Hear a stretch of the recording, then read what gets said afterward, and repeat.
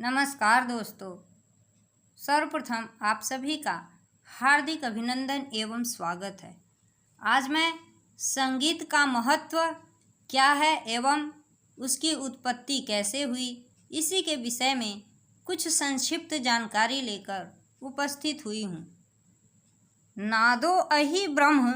संगीत का संबंध नाद और नाद का जन्म सृष्टि के प्रारंभ से ही है, जिसकी अधिष्ठात्री देवी सरस्वती मानी जाती हैं।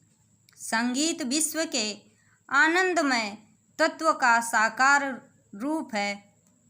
विश्व की उत्पत्ति एवं मानव की उत्पत्ति के साथ संगीत है।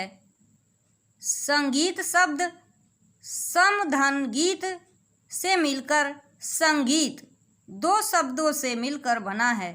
सम अर्थात अच्छा, गीत अर्थात गान। अच्छा गान ही संगीत कहलाया। संगीत की जननी ध्वनि है। ध्वनि को वेदों में नाद ब्रह्म कहकर पुकारा है। प्रथम आदि शिव शक्ति नादे परमेश्वर। इस पद से विदित होता है कि प्रथम नाद संगीत के आदि परमेश्वर शिव और शक्ति पार्वती हैं। संगीत मूलतः स्वांतः सुखाय तो है ही, परंतु रसिक श्रोताओं हेतु यह परांतः सुखाय हो जाता है। मुक्ति के क्षेत्र में संगीत की उपादेयता सिद्ध है। मुक्ति का एकमात्र साधन उपासना है और उपासना का वेद सामवेद है। स्वयं भगवान श्री कृष्ण ने श्रीमद् भगवद गीता में सामवेद की महिमा का वर्णन करते हुए कहा है, वेदानाम सामवेदो अस्मि, अर्थात वेदों में मैं सामवेद हूँ। अंग्रेज विद्वान रस्किन ने कहा है कि अंतरात्मा का उत्थान तथा उसे कलात्मक आनंदमय स्वरूप प्रदान करना ही संगीत कला का मुख्य ध्येय। संगीत की महत्ता को स्पष्ट करते हुए कहा गया है कि पूजा से स्रोत करोड़ गुना है, स्रोत से जप करोड़ गुना श्रेष्ठ है। परम श्रेष्ठ संगीत ही उपासना का सर्वोच्च साधन है। शरीर में 7 धातु हैं, जिनके 7 रंग हैं। वही 7 रंग स्वरों के हैं। वही रंग सूर्य की किरणों में हैं। सप्तरश्मि सूर्य के 7 घोड़े हैं। जब सूर्य की सप्तरंगी किरणों से प्रभावित पानी से ही रोग दूर हो जाते हैं, तो क्या सप्त स्वरों से ऐसा नहीं हो सकता? हमें जानना होगा कि कौन धातु रोगी के शरीर में कम हो गई, उसका क्या रंग है। उसी रंग के स्वर का संगीत रोगी को सुनाया जाए तो वह स्वस्थ हो सकता है। यह वाक्य पंडित ओंकार नाथ ठाकुर के हैं। मुंशी प्रेमचंद जी लिखते हैं, मनोव्यथा जब असह्य और अपार हो जाती है, तब उसे कहीं त्राण नहीं मिलता। जब वह रुदन और क्रंदन की गोद में भी आश्रय नहीं पाता, तो वह संगीत के चरणों में जा गिरती है। संगीत के संबंध में यह कहना सभी के लिए अत्यंत कठिन है कि इसकी उत्पत्ति कब हुई और अंत कब होगा। ठीक उसी प्रकार जैसे कोई यह नहीं बता सकता कि जन्म मरण की प्रक्रिया कब से प्रारंभ हुई तथा कब तक चलती रहेगी।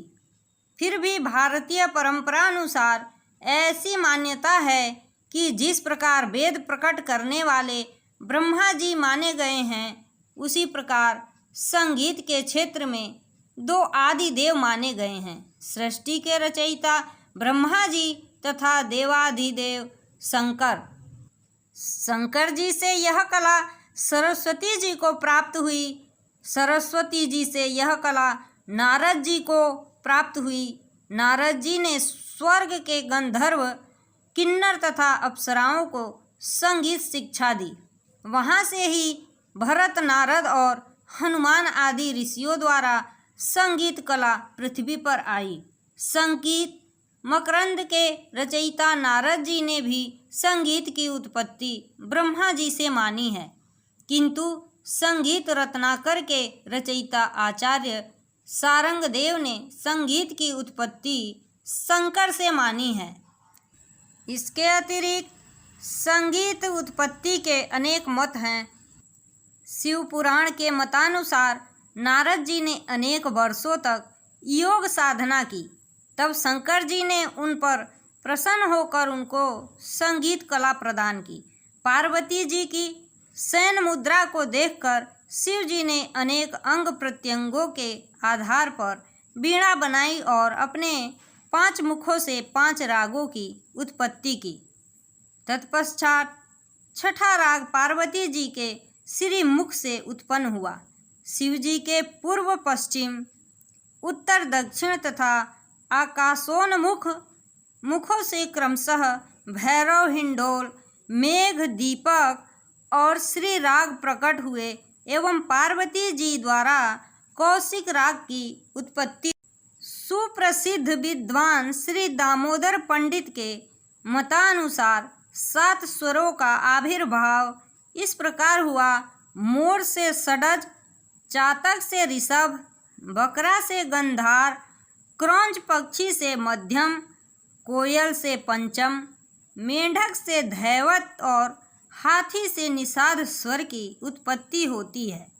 कुछ विद्वानों का मत है कि संगीत का जन्म ओम शब्द के गर्भ से हुआ। ओम के तीनों अक्षर अ, उ और म 3 शक्तियों के द्योतक हैं। अ उत्पत्ति शक्ति द्योतक सृष्टिकर्ता ब्रह्मा, उ धारक पालन रक्षक के प्रतीक विष्णु, म महेश शक्ति का द्योतक है। तीनों शक्तियों का पुंज ही त्रिमूर्ति परमेश्वर हैं। वास्तव में ओम शब्द ही संगीत के जन्म का उपकरण है। समस्त कलाएं ओम के विशाल गर्भ से आविर्भूत हुई हैं। जो ओम की साधना कर पाते हैं वे ही वास्तव में संगीत का यथार्थ रूप समझ पाते हैं। इसमें लय, ताल, स्वर सभी कुछ हैं। इसी के साथ मैं अपनी वाणी को विराम देती हूँ। जय हिंद, जय भारत।